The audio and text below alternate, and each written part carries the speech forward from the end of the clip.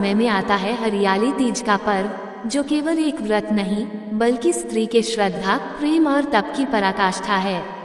ये वही तिथि है जब माता पार्वती ने अपने कठोर तप से भगवान शिव को पति रूप में प्राप्त किया था। इस दिन स्त्रियां सौभाग्य की प्राप्ति, पति की लंबी आयु और अखंड सुहाग की कामना से निर्जला व्रत करती हैं। ये पर्व विशेषकर उत्तर भारत के राज्यों में बहुत श्रद्धा और उत्साह से मनाया जाता है। राजस्थान, उत्तर प्रदेश, बिहार, झारखंड और मध्य प्रदेश में तो ये पर्व एक सांस्कृतिक उत्सव का रूप ले चुका है। झूले पड़ते हैं, गीत गाए जाते हैं, महिलाएं मेहंदी लगाती हैं, हरे वस्त्र पहनकर अपने सौंदर्य और श्रद्धा दोनों को समर्पित करती हैं भगवान शिव पार्वती को। शास्त्रों के अनुसार माता पार्वती ने भगवान शिव को पति रूप में प्राप्त करने के लिए कई जन्मों तक तप किया था। हर जन्म में उनका तप और भक्ति तीव्रतर होती गई, परंतु भगवान शिव वैरागी थे, उन्हें सांसारिक संबंधों से कोई मोह नहीं था। माता पार्वती ने एक जन्म में वन में रहकर कठोर तप किया, न तो अन्न ग्रहण किया और न ही जल। केवल सूखी घास और पत्ते खाकर, कभी कभी वायु पीकर उन्होंने भगवान शिव का ध्यान किया। उनके इस तप से तीनों लोग कंपित हो उठे। देवता, ऋषि और स्वयं प्रकृति भी उनके समर्पण के आगे नतमस्तक हो गई। आखिरकार जब पार्वती जी का शरीर अत्यंत दुर्बल हो गया, उनकी आंखें बंद हो गई और उनका तन व्रत और तप से तपकर सोने सा दमकने लगा, तब भगवान शिव ने पार्वती के समर्पण को स्वीकार किया। शिव जी ने उनके समर्पण को देखकर कहा, हे देवी, तुम्हारा तप अतुलनीय है, तुम्हारा धैर्य, निष्ठा और प्रेम अद्वितीय है। मैं तुमसे अत्यंत प्रसन्न हूँ और तुम्हें पत्नी रूप में स्वीकार करता हूँ।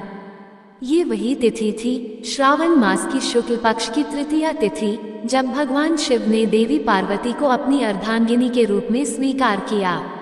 तभी से ये तिथि हरियाली तीज के रूप में मनाई जाती है। माता पार्वती को तीज माता और श्रृंगार की देवी के रूप में पूजा जाने लगा। कहा जाता है कि जो स्त्री इस दिन पूरी श्रद्धा और नियम से व्रत करती है, वह अपने जीवन में सदा सौभाग्यवती रहती है। माता पार्वती का ये व्रत केवल बाह्य नियमों का पालन नहीं था, ये तो उनके हृदय की पुकार थी, उनका अडिग प्रेम, उनका निश्चल समर्पण और परम पुरुष के प्रति उनकी आस्था थी। उनका हर जन्म से एक लक्ष्य की प्राप्ति के लिए था, भगवान शिव को अर्धनारीश्वर के रूप में पूर्ण करना।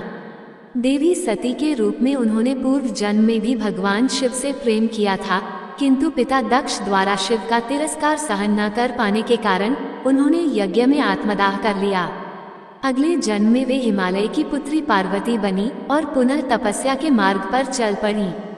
नारद मुनि ने हिमालय और मेनका को बताया कि उनकी पुत्री पार्वती का भाग्य भगवान शिव से जुड़ा है।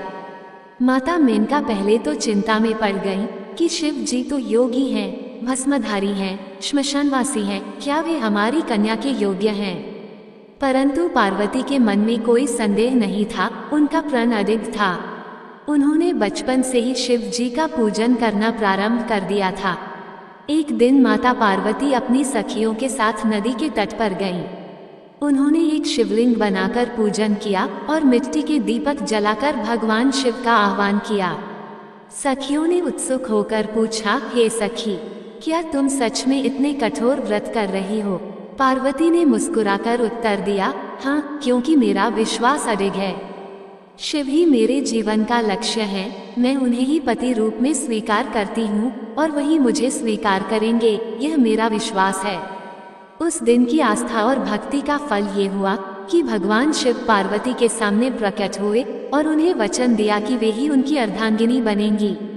हरियाली तीज के दिन व्रत करने वाली महिलाएं माता पार्वती की उसी निष्ठा और प्रेम को आत्मसात करती हैं।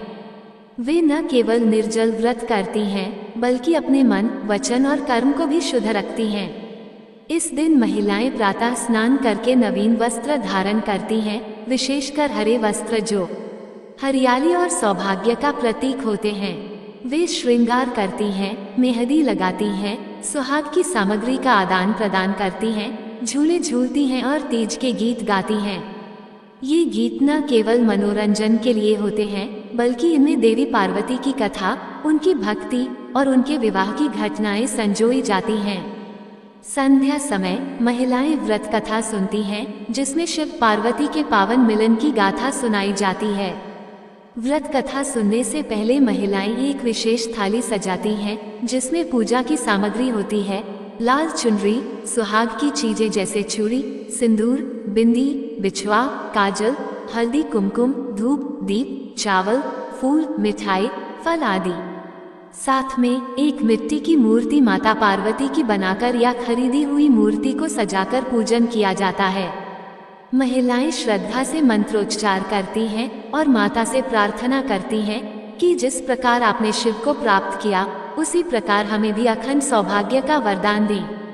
भक्तों, अब हम श्रद्धा भाव से सुनेंगे हरियाली तीज व्रत कथा, जिसमें माता पार्वती के कठोर तप, राजा हिमावान की चिंता और भगवान शिव के मन में उत्पन्न भावनाओं का रहस्य छुपा है। आपसे निवेदन है कि आप सभी कथा को पूरा अंत तक सुने, क्योंकि कथा के हर शब्द में छुपा है भोलेनाथ और माता पार्वती का आशीर्वाद। यदि यह कथा आपके हृदय को स्पर्श कर जाए, आपको ज्ञान, शांति या भक्ति का अनुभव हो, तो कृपया इस वीडियो को लाइक करें। अपने परिवार, मित्रों और सखियों के साथ इस पावन कथा को जरूर साझा करें, क्योंकि हर स्त्री में पार्वती बसती हैं और हर प्रेम में शिव की प्रतीक्षा होती है। स्वयं पर विश्वास रखें, भक्ति को जीवन बनाएं और हर परिस्थिति में ईश्वर का स्मरण करें, क्योंकि भगवान हर भक्त के भाव को सुनते हैं। तो चलिए कथा आरंभ करते हैं। राजा हिमावान और रानी मेनका को जब नारद मुनि ने ये बताया कि उनकी पुत्री पार्वती पूर्व जन्म की देवी सती हैं और इस जन्म में भगवान शिव को पति रूप में प्राप्त करने के लिए अवतरित हुई हैं, तब हिमावान को अत्यंत विस्मय हुआ। वे सोचने लगे कि शिव तो सन्यासी हैं, श्मशानवासी हैं, उनके शरीर पर भस्म लिपटी होती है, गले में नाग रहते हैं और वे तो वीतरागी हैं। ऐसे योगी को वह अपनी कन्या कैसे दे सकते हैं?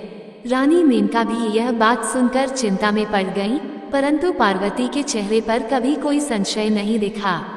वह तो बचपन से ही शिव जी के ध्यान में लीन रहती थी।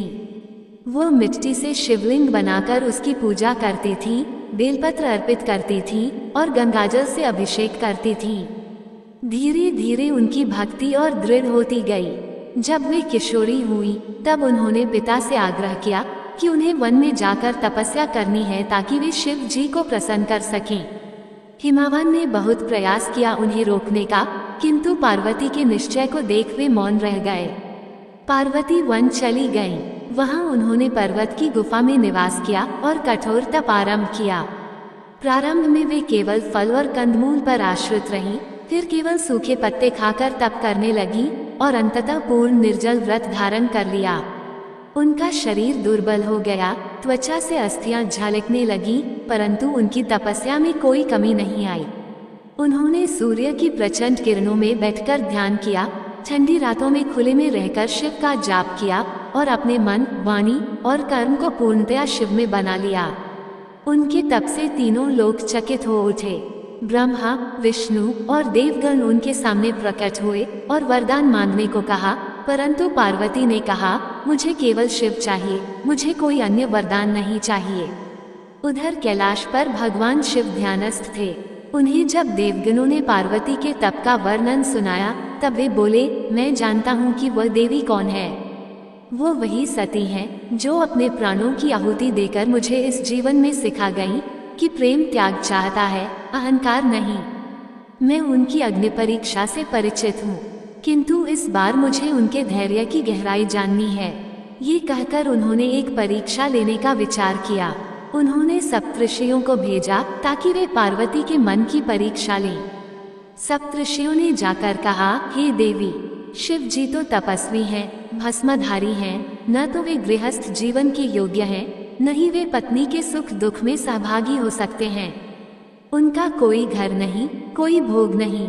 आप जैसी सुंदर और सभ्य कन्या को कोई और दिव्य वर मिल सकता है, श्री विष्णु, इंद्र या कोई भी अन्य। पार्वती ने मुस्कुराकर उत्तर दिया, मुझे न ऐश्वर्य चाहिए, न भोग। मैं जानती हूँ शिव कौन है। वो ही मेरे आत्मा के परम साथी हैं। वह सृष्टि के आदि और अंत हैं। शिव ही काल हैं और शिव ही कालातीत। मेरे लिए शिव ही पर्याप्त हैं। सप्तऋषि नतमस्तक हो गए और उन्होंने लौटकर शिव को सब कहा। तब शिव स्वयं एक वृद्ध ब्राह्मण का रूप धारण कर पार्वती के सामने प्रकट हुए। उन्होंने भी वही प्रश्न दोहराया, कन्या, शिव तो जटाधारी हैं, उनके पास न गहने हैं न वैभव, वे तो श्मशानवासी हैं, भूतों के साथ रहते हैं, क्या तुम उनसे विवाह करना चाहती हो? पार्वती ने तब उत्तर दिया, जो शमशान में शांति ढूंढ सकता है वह जीवन में मुझे स्थायित्व देगा। जो अपने सिर पर मृत्यु को धारण करता है वह मुझे जीवन देगा। मैं किसी सांसारिक मोह से नहीं बल्कि आत्मिक प्रेम से जुड़ना चाहती हूँ और वह प्रेम मुझे केवल शिव में दिखता है। ये सुनकर भगवान शिव ने अपना ब्राह्मण रूप त्याग दिया और अपने दिव्य रूप में प्रकट हो गए। कैलाश के सभी प्राणी पुलकित हो उठे, आकाश से पुष्प वर्षा होने लगी। देवगण, ऋषि, सिद्ध, गंधर्व, किन्नर सभी पार्वती के तप को नमन करने लगे। उन्होंने पार्वती को आशीर्वाद दिया और कहा, आज से तुम्हें तीज माता के नाम से पूजा जाएगा।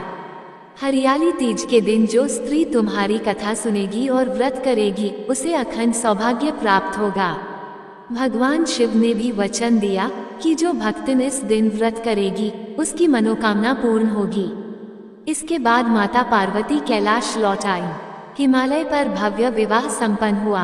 देवताओं ने विवाह के लिए स्वर्ग से रत्नों और पुष्पों की वर्षा की। नारद मुनि ने शुभ मुहूर्त चुना, ब्रह्मा जी ने स्वयं विवाह मंत्रों का उच्चारण किया और विष्णु जी ने कन्यादान किया। समस्त ब्रह्मांड में उस दिन दिव्यता की ध्वनि गूंज रही थी। देवी पार्वती और शिव का ये विवाह केवल एक दाम्पत्य बंधन नहीं था, ये संपूर्ण सृष्टि के संतुलन का प्रतीक था। यह विवाह दो चेतनाओं का एकात्म था, शक्ति और शिव का मिलन। हर हर महादेव। भक्तों, अब हम सुनेंगे एक विशेष स्त्री की भावनात्मक कथा जो तीज व्रत के माध्यम से अपने जीवन को नया मोड़ देती है। साथ ही तीज से जुड़ी लोक कथाएं और देवताओं के रहस्य भी उजागर करेंगे। अब प्रस्तुत है हरियाली तीज की बड़ी ही दुर्लभ कथा, एक सामान्य स्त्री की जो तीज व्रत के माध्यम से अपने जीवन के अंधकार में ज्योति खोजती है। ये भाग पारंपरिक लोक भावनाओं, आत्मबल और देवी पार्वती की कृपा से मिलने वाले चमत्कारिक परिवर्तन को दर्शाती है। किसी समय की बात है, उत्तर भारत के एक छोटे से गांव में एक स्त्री रहती थी। उसका नाम था रमा देवी। उसका जीवन बाहर से सामान्य प्रतीत होता था। पति किसान था, 2 छोटे बच्चे थे, कच्चा मकान था और दिन भर की चक्की, रोटियां और कपड़े धोने का जीवन। किंतु भीतर ही भीतर रमा देवी का मन सूख चुका था। उसका पति शराब का आदी था, रोज घर लौटते समय अपशब्द कहता, मारता पीटता और दिन रात उसे तिरस्कार की दृष्टि से देखता। कभी रमा देवी भी एक हंसती खिलखिलाती लड़की थी जिसने सपने देखे थे, अपना घर, अपने पति का स्नेह, बच्चों की हंसी और एक शांत जीवन। लेकिन विवाह के कुछ वर्षों में ही वो एक कठोर चट्टान में बदल गई थी। हर रात जब पति की डांट और मार सहती तो वह चुपचाप आंखें बंद कर लेती और दीवार की ओर मुंह करके लेट जाती, सोचती, क्या यही स्त्री का भाग्य है। एक दिन सावन का महीना आया। गांव की औरतें हरियाली तीज की तैयारी में जुट गईं। झूले बांधे जा रहे थे, सिंगार खरीदे जा रहे थे, मेहंदी रचाई जा रही थी। रमा देवी बस चुपचाप देखती रही। एक पड़ोसन ने आकर पूछा, रमा, तुम तीज का व्रत नहीं कर रही क्या? कम से कम इस दिन तो खुद के लिए जी लो। पहले तो रमा देवी चुप रही, फिर धीमे स्वर में बोली, क्या करूंगी व्रत रखकर? जब मेरा पति मुझे अपशब्द ही देगा तो माता पार्वती क्या करेगी? पड़ोसन ने मुस्कुराकर कहा, माता पार्वती ने भी 108 जन्म लिए थे, केवल शिव को पाने के लिए। उन्होंने भी बहुत सहा था, पर अंततः शिव ने उन्हें स्वीकार किया। तुम भी रखो व्रत। जब तक हम खुद अपने भाग्य को नहीं पुकारते, देवी कृपा कैसे बरसेगी? उस रात रमा देवी नींद में भी बेचैन थी। उसने सपना देखा, एक उजली धवल मूर्ति जिसके चारों ओर पुष्पों की वर्षा हो रही थी और एक स्त्री एक गुफा में बैठी तप कर रही थी। अचानक वह मूर्ति रमा देवी से कहने लगी, बेटी, जब तक तुम स्वयं को सम्मान नहीं दोगी, संसार भी नहीं देगा। मैं तुम्हारे हृदय में रहती हूँ, बाहर नहीं। आओ, इस तीज मुझे स्वयं से जोड़ लो। अगले दिन प्रातः रमा देवी उठी, उसने स्नान किया, पुराने हरे रंग की साड़ी निकाली, बालों में तेल डाला, मांगी में सिंदूर लगाया और पहली बार बिना किसी आग्रह के पूजा की थाली सजाई। उसने निर्जल व्रत का संकल्प लिया।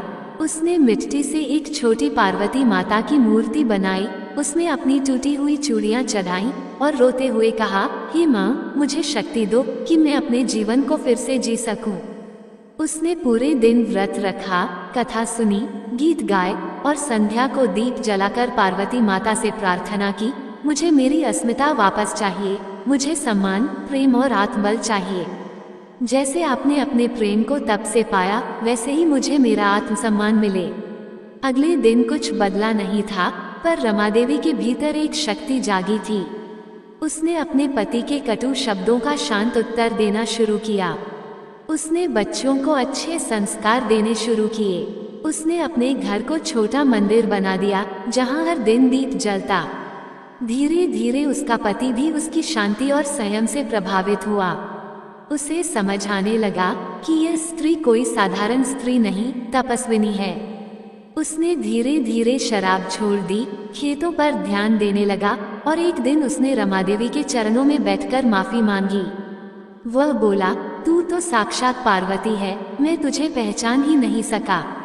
रमा देवी की आंखों में आंसू थे, पर वे अब दुख के नहीं थे, वे आशा के, विश्वास के और आत्मबल के आंसू थे।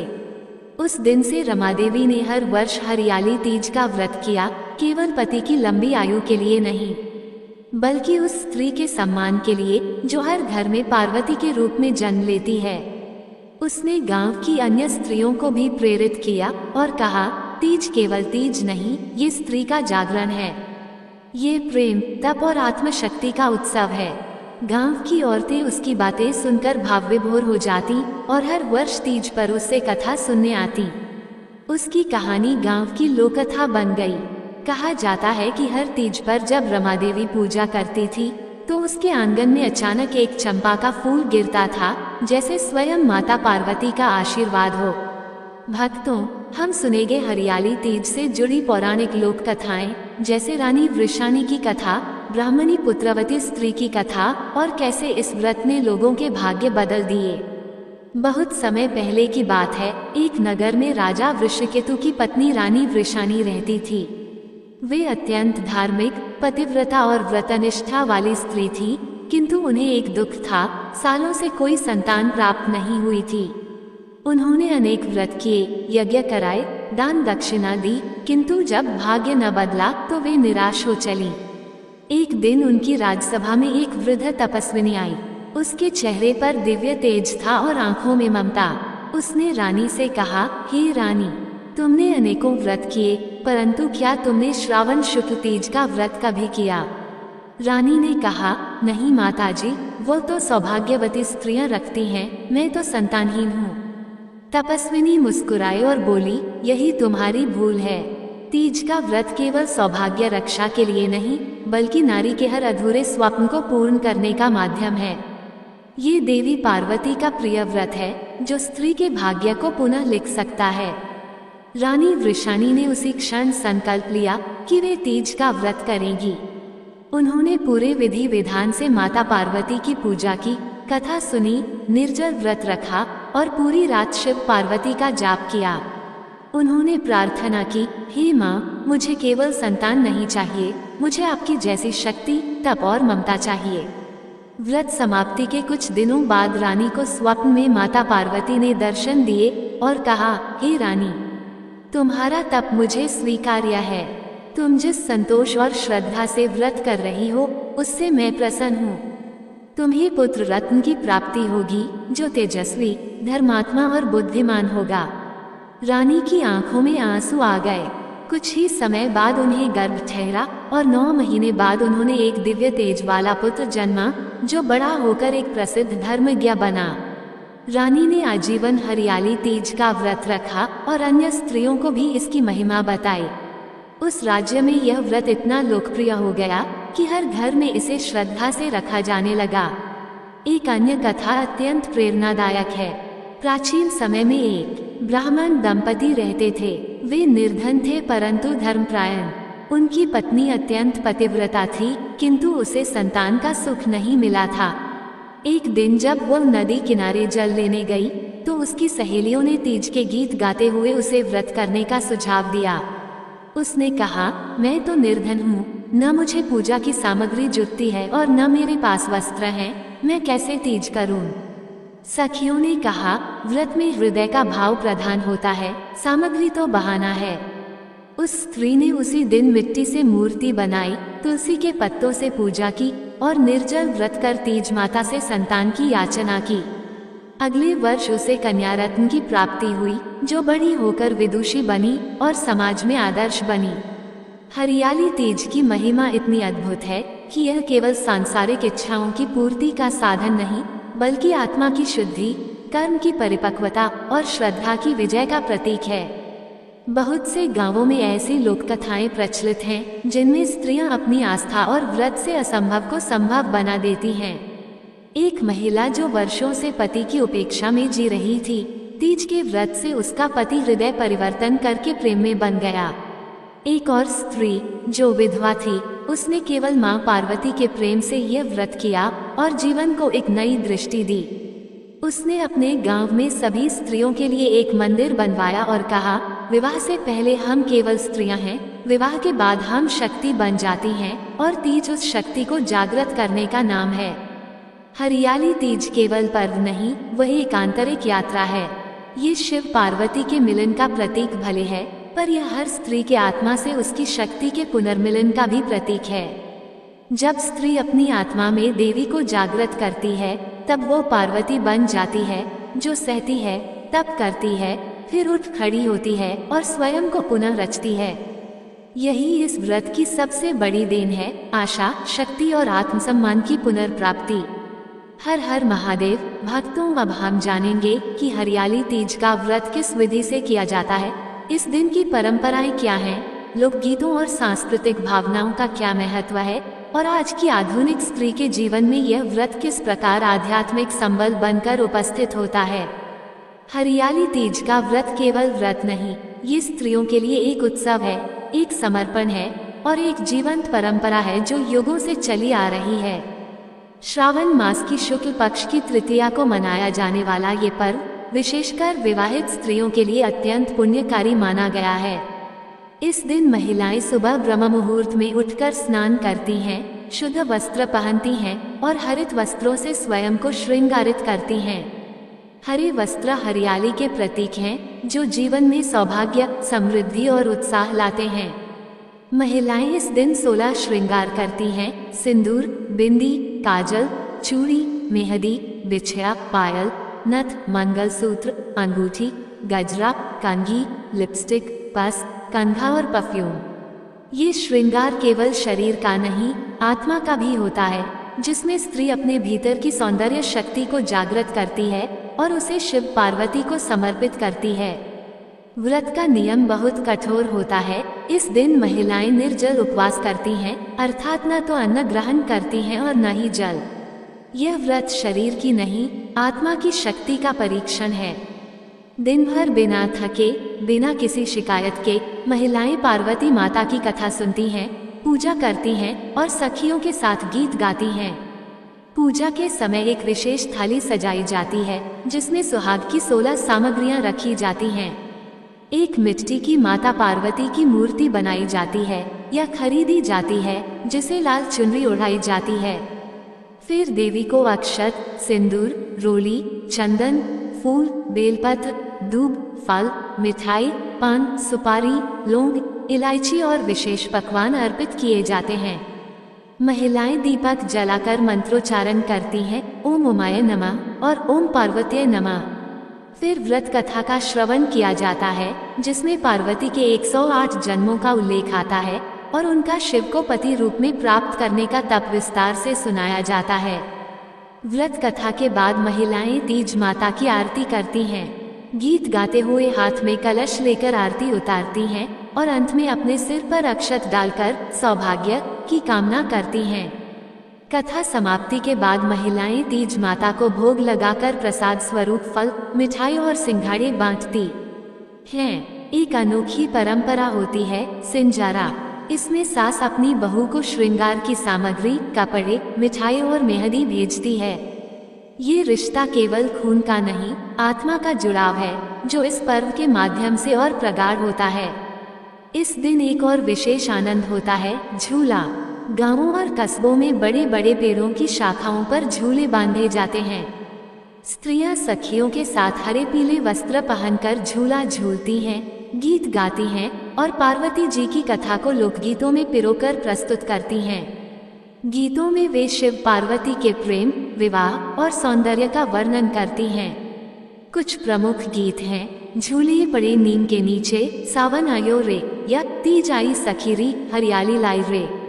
इन गीतों में भावनाओं की मिठास होती है, सावन की सुगंध होती है और एक स्त्री की भीतरी वेदना का स्वर भी छिपा होता है, जो अपने प्रियतम के लिए तड़प रही होती है, जैसे माता पार्वती शिव के लिए तड़प रही थीं। आज के आधुनिक समय में जब स्त्रियां व्यस्त जीवन जी रही हैं, जब कार्यस्थल, घर, समाज सबका भार एक ही कंधे पर है, तब भी हरियाली तीज एक ऐसा पर्व बन गया है जिसमें स्त्रियां स्वयं को पुनः आत्मसात करती हैं। ये पर्व उन्हें अपने भीतर झांकने का अवसर देता है, जहां वे केवल एक पत्नी या मां नहीं, बल्कि एक तपस्विनी, एक देवी, एक आत्मशक्ति हैं। बहुत सी स्त्रियां जो इस भागदौड़ में अपने लिए समय नहीं निकाल पाती, इस दिन अपने अस्तित्व को पूजा में समर्पित कर देती हैं। वे व्रत करके ये सिद्ध करती हैं कि भक्ति और श्रद्धा आज भी जीवित है। हरियाली तीज आज के युग में नारी सशक्तिकरण का प्रतीक बन चुकी है। ये पर्व याद दिलाता है कि स्त्री की सबसे बड़ी शक्ति उसका धैर्य, उसका प्रेम और उसका आत्मविश्वास है। जैसे पार्वती ने 108 जन्मों तक तप किया, उसी प्रकार आज की नारी भी जीवन की कठिनाइयों में तप करती है, परिवार को संभालती है, प्रेम को संजोती है और आत्मा को स्वच्छ बनाए रखती है। जय माता पार्वती, जय भगवान शिव। भक्तों, हरियाली तीज की यह पावन कथा हमें ये सिखाती है कि सच्चा प्रेम, सच्ची श्रद्धा और सच्ची तपस्या कभी व्यर्थ नहीं जाती। जैसे माता पार्वती ने 108 जन्म लेकर भगवान शिव को पाने के लिए तप किया, वैसे ही हमें भी अपने जीवन में धैर्य, विश्वास और प्रेम बनाए रखना चाहिए। हर स्त्री में पार्वती का अंश होता है और हर रिश्ते में शिव पार्वती जैसा पवित्र भाव जाग सकता है। बस आवश्यकता होती है समर्पण और निष्ठा की, क्योंकि हर स्त्री में पार्वती बसती हैं और हर प्रेम में शिव की प्रतीक्षा होती है। स्वयं पर विश्वास रखें, भक्ति को जीवन बनाएं और हर परिस्थिति में ईश्वर का स्मरण करें। खुद पर विश्वास रखें, कर्म करते रहें, क्योंकि भगवान हर भाव को सुनते हैं। जय शिव शंकर, जय गौरी शंकर, हर हर महादेव। यदि यह कथा आपके हृदय को स्पर्श कर गई हो, आपको ज्ञान, शांति या भक्ति का अनुभव हुआ हो, तो कृपया इस वीडियो को लाइक करें।